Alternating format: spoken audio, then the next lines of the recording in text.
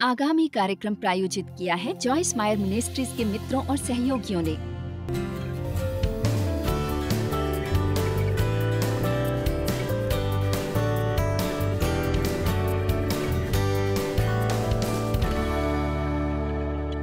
किसी ने लिखा है इसे, लिखने वाला अज्ञात है, वे नहीं जानते किसने लिखा है, पर मेरे विचार से ये अच्छा है। आपके जीवन में वो होने की संभावना होती है जो आपके मन में होता है। यदि आप वैसा विश्वास करना जारी रखेंगे जैसे आप हमेशा करते हैं, आप वैसा व्यवहार करना जारी रखेंगे, आपको वही मिलता रहेगा जो हमेशा मिलता आया है। यदि आप अपने जीवन या काम में अलग नतीजे चाहते हैं तो आपको केवल अपना मन बदलना होगा। कितने अपने जीवनों में अलग नतीजे चाहते हैं?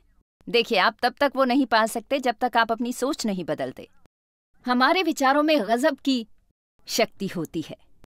यदि आप सोचते हैं आप कुछ नहीं कर सकते, तो संभावना है कि आप नहीं कर पाएंगे। इतना प्रभाव होता है आप पर आपके मन का। हमें विश्वास करना है कि हम कर सकते हैं। मैं जीवन में मुझे जो भी करना हो मसीह द्वारा कर सकता हूं, जो मुझे बल देते हैं। विचारों को बदले बिना जीवन को बदलना असंभव है। हम में से ज्यादातर निष्क्रियता से, जिसका मतलब अपनी इच्छा शक्ति का इस्तेमाल किए बिना उस पर ध्यान लगाते हैं जो हमारे मन में आए, ये समझे बिना कि हमारा शत्रु शैतान हमारे मन का बहुत अधिक इस्तेमाल करता है हमें नियंत्रित करने और परमेश्वर की नियति को पूरा ना करने देने में। हमें निष्क्रियता से बैठे रहकर शत्रु को, अपने मनों को हर प्रकार के बुरे विचारों से नहीं भरने देना है, उसके बारे में कुछ किए बगैर। इसलिए हम लोगों को जानबूझकर सोचना सिखा रहे हैं। कितने पिछले कुछ दिनों में इससे कम से कम थोड़े बेहतर बने हैं और उन्होंने उद्देश्यपूर्वक सोचना आरंभ किया है। दरअसल ध्यान लगाने का यही मतलब है। ध्यान शब्द का अर्थ है कुछ ऐसा चुनना जिसके बारे में आप सोचना चाहें और उसके बारे में बार बार सोचना, उसे अपने मन में तब तक घुमाना जब तक वो आपका हिस्सा ना बन जाए। आइए यहोशू अध्याय 1:8 देखें। व्यवस्था की ये पुस्तक तेरे चित्त से कभी ना उतरने पाए। इसका ये मतलब नहीं कि आपको उसे बोलना नहीं चाहिए, बल्कि ये कह रहा है कि इसे आपके मुंह में होना चाहिए और हमेशा आपके मुंह में से निकलते रहना चाहिए। इसी में दिन रात ध्यान दिए रहना। यहाँ 2 सिद्धांत हैं जिनके बारे में मैं बात कर रही हूँ। वचन के बारे में सोचना और वचन बोलना। वचन पर ध्यान लगाना, सोचने के लिए कुछ उद्देश्यपूर्वक चुनना, उस पर ध्यान लगाना, उसे अपने मन में घुमाना और उसे अपने मुंह में बुदबुदाना, इसलिए कि जो कुछ उसमें लिखा है उसके अनुसार करने की तू चौकसी करे। परमेश्वर यहोशू को कह रहे हैं, वचन पर ध्यान लगा, रात दिन वचन बोलता रहे ताकि तू उस पर अमल करे। हम कभी वो नहीं करते जिसकी हमसे अपेक्षा होती है जब तक हम पहले अपने मन का नवीनीकरण न करें, क्योंकि मनुष्य वही करता है जो मन में आता है। जैसा मनुष्य अपने मन में सोचता है वैसा वो होता है। ये सोचने की मूर्खता ना करें कि आपका मन चाहा जीवन होगा केवल इसलिए कि आप हर रविवार जाकर गिरजे की सीट पर बैठते हैं और किसी दूसरे को वचन बोलते हुए सुनते हैं। आपको अपना हिस्सा करना होगा, यानी आपको परमेश्वर के वचन को अपने जीवन में पहला स्थान देना होगा। वचन से प्रेम करना और उस पर जीना होगा। वचन के आधार पर निर्णय लेने होंगे, ध्यान लगाना होगा, वचन बोलना होगा। आप जैसे ये करना आरंभ करेंगे परिस्थितियां बदलेंगी। व्यवस्था की ये पुस्तक तेरे चित्त से कभी ना उतरने पाए। इसी में दिन रात ध्यान दिए रहना, इसलिए कि जो कुछ उसमें लिखा है उसके अनुसार करने की तू चौकसी कर, क्योंकि ऐसा कब तक? वो बोलने और उस पर ध्यान लगाने के बाद, क्योंकि ऐसा ही करने के बाद तेरे सब काम सफल होंगे और तू प्रभावशाली होगा। मैं भजन 1 वचन 2 और 3 देखना चाहूंगी, जो सबसे पहला भजन है। परंतु वो तो यहोवा की व्यवस्था, निर्देशों, सिद्धांतों और परमेश्वर की शिक्षा से प्रसन्न रहता। वो आदतन हमें नई आदतें डालनी चाहिए। हमें नई आदतें डालनी चाहिए। क्यों? वही ना सोचें जो आपके दिमाग में आए, बल्कि उसका चुनाव करें जो सोचना चाहते हैं, और आदतन उसकी व्यवस्था पर रात दिन ध्यान लगाता, सोचता और अध्ययन करता है। वो उस वृक्ष के समान है जो बहती नालियों के किनारे लगाया गया और अपनी ऋतु में फलता है और जिसके पत्ते कभी मुरझाते नहीं। इसलिए जो कुछ वो पुरुष करे वो सफल और परिपक्व होता है। आप अपना जीवन बदल सकते हैं परमेश्वर के वचन को अपना मन बदलने देकर। मैं 2 कुरिन्थियों 10:4 और 5 देखना चाहती हूँ। मैं चाहती हूँ कि आप मेरे प्रचार करने से पहले कुछ वचन देखें, क्योंकि हमारी लड़ाई के हथियार शारीरिक रक्त और मांस के नहीं हैं, पर गढ़ों को ढा देने के लिए परमेश्वर द्वारा सामर्थी हैं। और वे जिन गढ़ों की बात कर रहे हैं वे हैं मानसिक गढ़। वे हमारे मन के वे हिस्से हैं जहां शैतान ने हमारी सोच पर नियंत्रण कर लिया है और हमें इन पक्षों में धोखा होता है। इसलिए यह आवश्यक है कि इन हथियारों अर्थात परमेश्वर के वचन से हम केवल परमेश्वर के वचन से ही हम शैतान को हरा सकते हैं।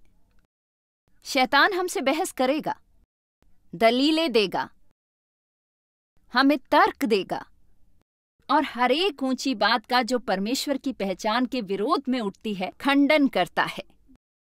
और हम क्या करते हैं? हम हर एक भावना को कैद करके मसीह का आज्ञाकारी बना देते हैं। इसलिए निष्क्रियता से बैठकर वो ना सोचें जो आपके दिमाग में आए। केवल यही ना सोचते बैठें जो आपके दिमाग में आए।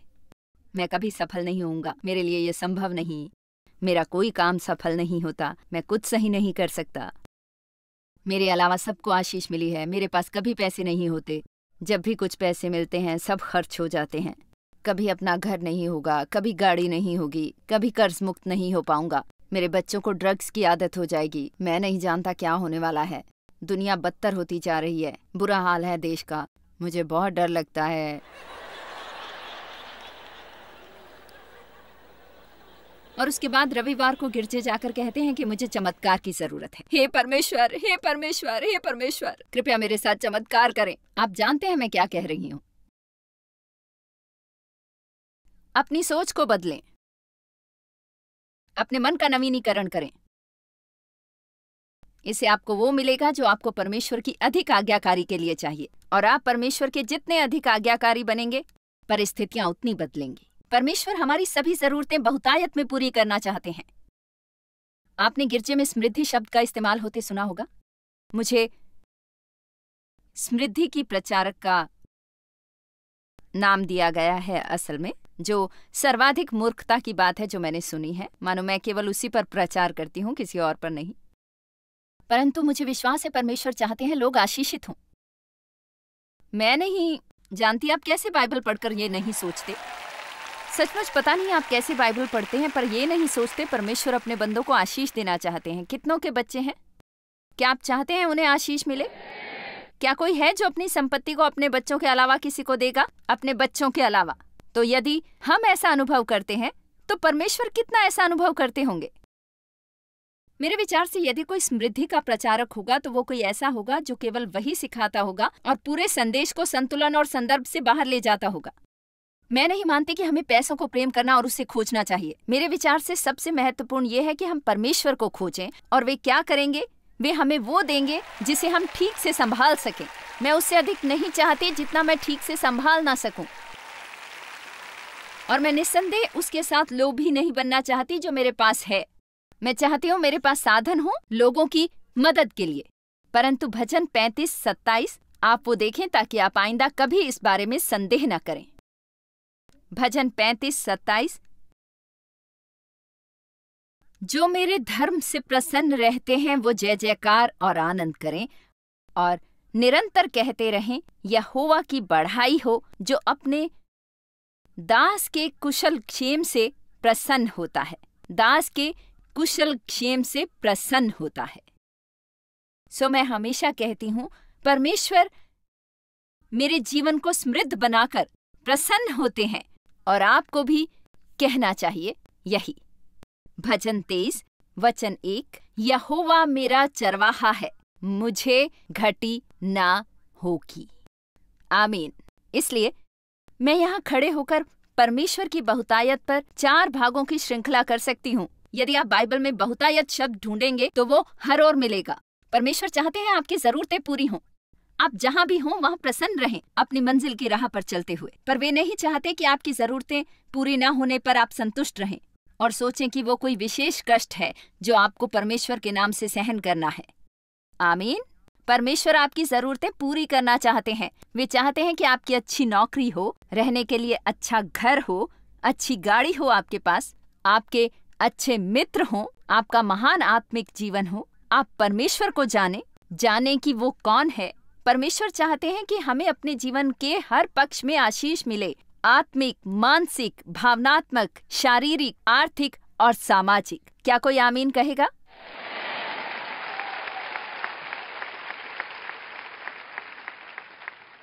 क्योंकि आप अभी कहीं नहीं हैं, इसका ये मतलब नहीं कि आप में बढ़ने की इच्छा ना हो। वो याद रखें जो मैंने कहा था, प्रसन्न रहें जहां आप हैं, क्योंकि वो तरक्की करने का हिस्सा है। यदि आपका मुश्किल से गुजारा होता है तो भी प्रसन्न रहना सीखें। उस अवस्था में ये ना कहते रहें, मेरे पास कभी कुछ नहीं होगा, मेरे पास पैसे नहीं है, मैं ये नहीं ले सकता, वो नहीं ले सकता, मेरे पास कभी पैसे नहीं होंगे, मैं कर्ज मुक्त नहीं हो सकता। बल्कि लगातार ये कहें, यहोवा की बढ़ाई हो जो अपने दास के कुशल क्षेम से प्रसन्न होता है। मैं दिन रात वचन पर ध्यान लगाता हूँ। मुझे पता है परमेश्वर मुझे प्रेम करते हैं, वे मुझ पर अनुग्रह करेंगे, आशीष देंगे। पता है मैं रोज कहती हूँ, परमेश्वर मेरे लिए सही द्वार खोलते हैं और गलत बंद करते हैं। मेरे जीवन पर परमेश्वर का अनुग्रह है। सब कहें, परमेश्वर मुझे आशीष देना चाहते हैं और मैं वो लेने को तैयार हूँ। अगला शक्तिशाली विचार जिसके बारे में मैं आपसे बात करूंगी, जो दरअसल नंबर 9 होगा, यानी हमें 9, 10, 11 और 12 करने हैं। कईयों पर मुझे बहुत समय नहीं लगाना। मैं परमेश्वर के, अपने और दूसरों के साथ शांति को खोजता हूँ। मेरे लिए ये बहुत महत्वपूर्ण है क्योंकि मैं हाल ही में इस मकाम पर पहुंची हूँ जहां मुझे नहीं लगता मेरा एक दिन भी जीना सार्थक है यदि मुझे शांति ना हो। और मुझे अचानक शांति नहीं प्राप्त होगी, मुझे उसे जानबूझकर पाना होगा, उद्देश्य पूर्वक पाना होगा। पतरस 3:11, यदि हम उस वचन को पढ़ेंगे तो सीखेंगे कि हमें शांति को खोजना है, हमें उसकी इच्छा करनी है और पूरी शक्ति से उसके पीछे जाना है। वो बुराई का साथ छोड़ और भलाई ही करें।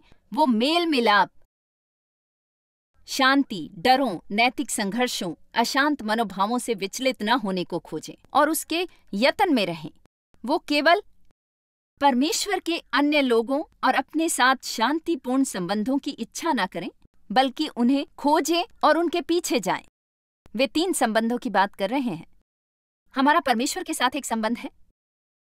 हमें आश्वस्त करना चाहिए कि हमारे उनके साथ अच्छे संबंध हैं और ये करना कठिन नहीं है। हमें परमेश्वर के साथ शांति होती है यदि हम पाप को अपने जीवन से बाहर रखते हैं। और ऐसा हम 2 तरीकों से करते हैं। हम या तो पहले ही सही काम करते हैं, या जब हमसे गलती होती है बहुत जल्दी पश्चाताप करते हैं, क्षमा मांगते हैं परमेश्वर से और उस बात से निपट लेते हैं। और ऐसे हम परमेश्वर के साथ शांति बनाए रखते हैं। आपको कभी परमेश्वर के साथ शांति नहीं होगी यदि आप उनकी अवज्ञाकारी करेंगे। आप चाहे लाख उससे छिपने की कोशिश करें, आपको परमेश्वर के साथ शांति नहीं होगी यदि दिल की गहराई में आप ईमानदारी से देखेंगे कि आप चाहे उसके लिए जितने भी बहाने बनाएं जो आप कर रहे हैं, यदि आपको दिल की गहराई में पता हो कि आपको वो नहीं करना चाहिए, तब आपको परमेश्वर के साथ शांति नहीं होगी। आमीन। इसे कहने का मुझे इससे बेहतर तरीका नहीं पता, जैसे मैंने अभी कहा है।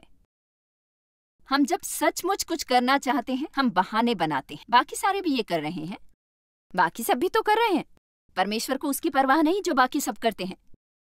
वे आपसे आपके बारे में निपट रहे हैं। आप शायद ऐसे लोगों को जानते होंगे जो कुछ करते हैं और परमेश्वर की नजरों में उसे बिल्कुल दोष नहीं जानते होंगे, परंतु परमेश्वर आपको वो करने नहीं देते। और आपको इस पर सवाल नहीं करने चाहिए। आपको जानना चाहिए कि जिसे बहुत दिया जाए उससे बहुत अपेक्षा होती है। आपने परमेश्वर से शायद कुछ मांगा है जो उन्होंने अभी नहीं मांगा है, और यदि आप चाहते हैं परमेश्वर आपके जीवन में वो करे, तो आपको शायद उनसे थोड़े अधिक संकरे मार्ग पर चलना होगा। चाहे जिस भी कारण है, अलग अलग लोग अलग अलग बातों के लिए दोष जानते हैं, और हमें बस एक बात को समझ लेना है कि कोई भी कुछ कर सकता है तो मतलब ये नहीं कि आप भी। हालेलुया। और वो करने के लिए उन्हें आंकने की जरूरत नहीं है।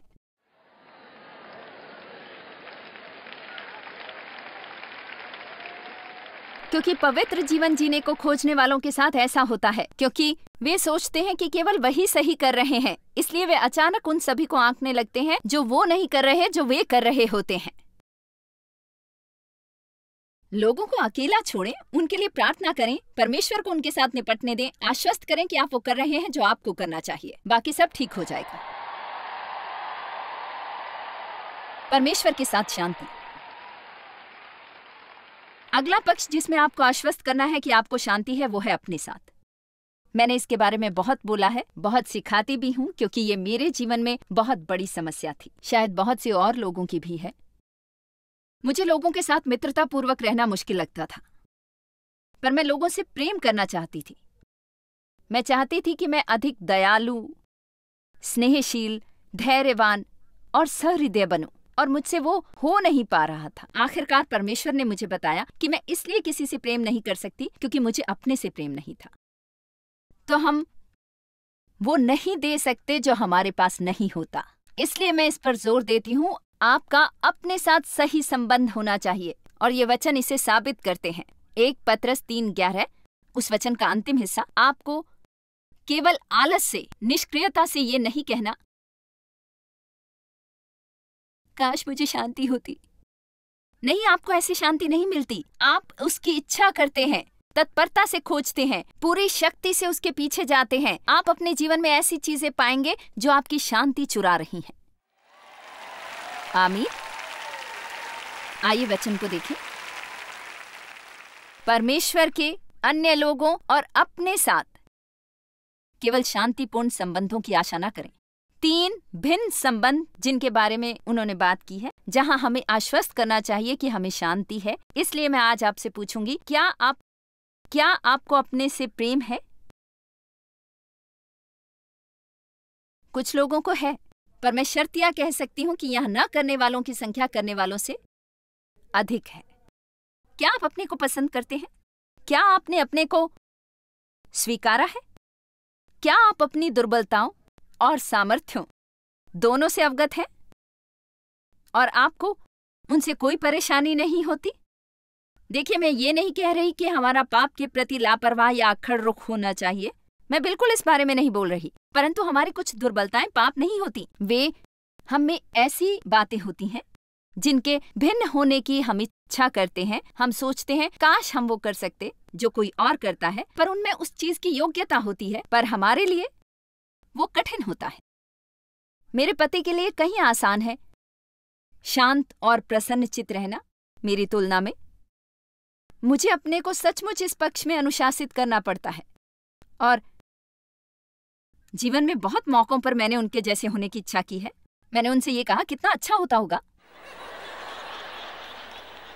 कभी किसी बात की चिंता ना करना, या फिर चिंता न करने की कोशिश करना। देव हर समस्या का यही जवाब देते हैं, चिंता त्याग दो। जब मुझे कोई समस्या होती है, मैं उनके पास परामर्श के लिए नहीं जाती, क्योंकि मुझे पहले ही पता होता है वे क्या कहेंगे, चिंता त्याग दो। और वे सही हैं, परंतु मेरे लिए वो करना इतना आसान नहीं जितना उनके लिए है। वैसे क्या हम इसे दुर्बलता कहेंगे? मैं नहीं जानती, शायद। मेरा मतलब, वे इस पक्ष में मुझसे शक्तिशाली हैं, पर पता है, मैं जो हूं सो हूं,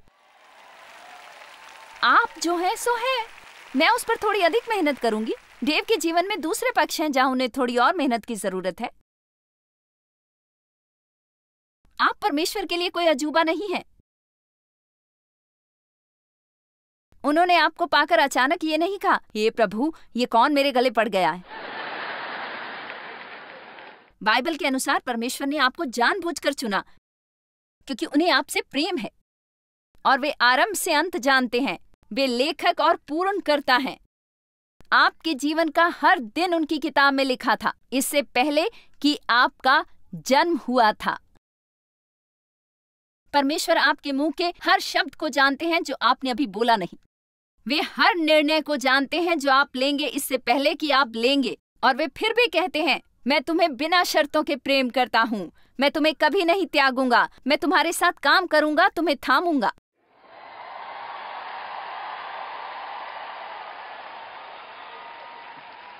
इसलिए यदि आपने अभी तक अपने को नहीं स्वीकारा तो स्वीकारिए। अपने साथ शांति कायम करने का एक तरीका है वैसे काम करने में समय बर्बाद ना करना जिनमें आप माहिर नहीं हैं। यह दुखद है कि कितने लोग अपनी 80% शक्ति लगाते हैं उन पक्षों को सुधारने में जिनमें वे बिल्कुल माहिर नहीं होते। अपने 80% समय को उन 2-3 मुख्य कामों में लगाने की बजाय जिनमें उन्हें योग्यता होती है और उन पक्षों में सर्वोत्तम बनने की बजाय। मैं बोलने में माहिर हूं इसलिए बोलती हूं। मैं मसीही कलीसिया में मुंह हूं और मैं नियमित व्यायाम करती हूं।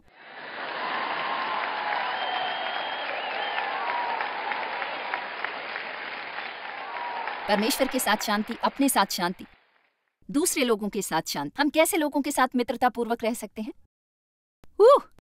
हे प्रभु, पहली बात, सभी से अपने जैसे होने की आशा न करें। हम सभी के भिन्न होने का एक कारण है। आप एक परिवार को देखेंगे, आप सोचेंगे इन दोनों बच्चों का एक ही कोख से जन्म कैसे हो सकता है? मतलब वे दोनों एक दूसरे से पूरी तरह उलट होते हैं, एक दूसरे के बिल्कुल विपरीत। आप सोचते हैं तुम कहां से आए हो? दूसरे ग्रह से। परंतु परमेश्वर लोगों को कुछ योग्यताएं देते हैं, वे हमें अलग अलग स्वभाव देते हैं क्योंकि हम सभी को एक दूसरे की जरूरत है। और शैतान हमसे झगड़े करवाने की कोशिश करता है क्योंकि वो हमसे बेहतर जानता है कि क्या होगा, हम कितने शक्तिशाली होंगे यदि हम एकता और सहमति से रहना सीखेंगे। आपको प्रेरितों की पुस्तक पढ़नी चाहिए तो आप देखेंगे कि जब गिरजा नया था, जब वो जवान था, इससे पहले कि कोई समय था उस सारी बकवास, झगड़ों और संप्रदायों इत्यादि में बांटने का, ये सभी भिन्न भिन्न चीजें, गिरजा बहुत शक्तिशाली था। चमत्कारों से मुर्दे जीवित हो रहे थे, लंगड़े चल रहे थे, बहरे सुन रहे थे, अंधे देख रहे थे और रोज गिरजे से हजारों लोग जुड़ रहे थे। लोग अपना सब देकर दूसरों की मदद कर रहे थे, परंतु लोगों को केवल पर्याप्त समय दें। मैं नहीं, मेरा मतलब कई बार लोग चाहते हैं मैं किसी चीज में शामिल हूं, पर मैं उसमें शामिल नहीं होना चाहता क्योंकि वो आरंभ में बहुत सुंदर हो सकता है, उसके बाद अचानक ही किसी को अधिकार देना पड़ता है और फिर किसी एक को वो अच्छा नहीं लगता जो वो अधिकारी करता है, इसलिए अब वो चाहता है कि उसे अधिकार मिले और वो आधे दल को लेता है और उन्हें बाकी आधे दल के विरुद्ध कर देता है। मेरे पास बिल्कुल समय नहीं ऐसी किसी भी बात के लिए, मुझे माफ करें, मैं नहीं कर सकती।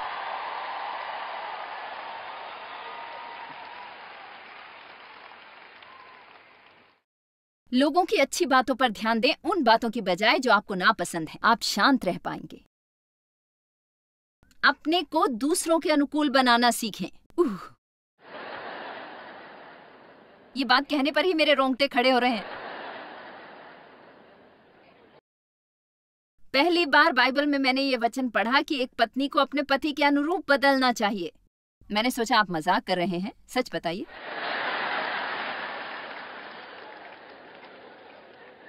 सच बताइए, ये मजाक है ना?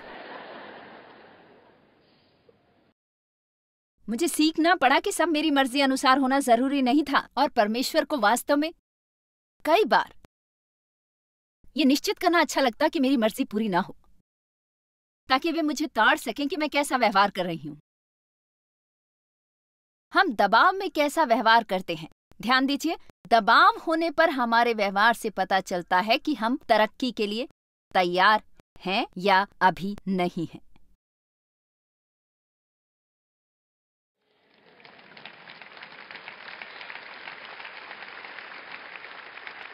दबाव होने पर हमारे व्यवहार से, सब कुछ हमारी मर्जी अनुसार होने पर हमारे व्यवहार से नहीं, बल्कि हम दबाव में कैसा व्यवहार करते हैं वो इस बात का सबूत है कि हम उन चीजों के लिए तैयार हैं या नहीं जो हम परमेश्वर से मांगते हैं। चलिए मैं एक बार फिर कोशिश करती हूं। दबाव में हमारा व्यवहार हमारा सच्चा रूप दिखाता है कि हम वास्तव में कौन हैं, हम वास्तव में कौन हैं, और हमारे जीवन की वो चीजें प्रकट करता है जिनसे निपटना बाकी होता है। और जब आप मुश्किल में हो और गलत व्यवहार करें तो आपको उसके बारे में हताश नहीं होना है। आपको सिर्फ ये कहना चाहिए, परमेश्वर मैं देख सकती हूँ कि अभी भी हमें किससे निपटना है। मुझे ये दिखाने के लिए धन्यवाद। मैं कम से कम धोखे में नहीं हूँ। मैं ऐसी अवस्था में पहुंची हूँ जहाँ मैं परमेश्वर को धन्यवाद करती हूँ। परमेश्वर, मुझे वो दिखाने के लिए धन्यवाद। कम से कम अब मुझे अपने बारे में धोखा नहीं।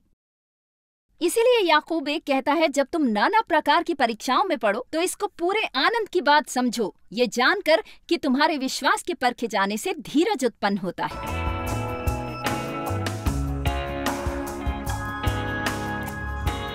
पता है, हमारे वैचारिक जीवन की शक्ति सचमुच आश्चर्यजनक है। हमें हमेशा याद रखना चाहिए कि हम जो सोचते हैं वही हमारे मुंह से निकलता है, हमारे कामों में दिखता है, हमारे रुख से प्रकट होता है।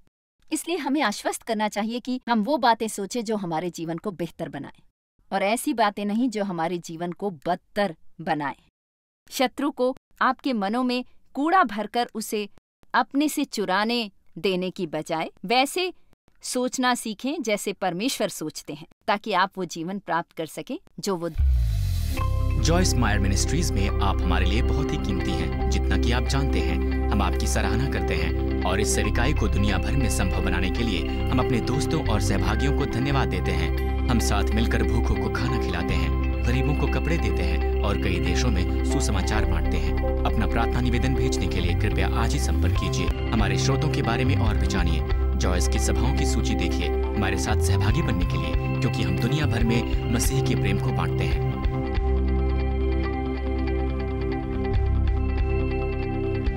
इसका खर्च उठाया है जॉयस मायर मिनिस्ट्रीज के मित्रों और सहयोगियों ने।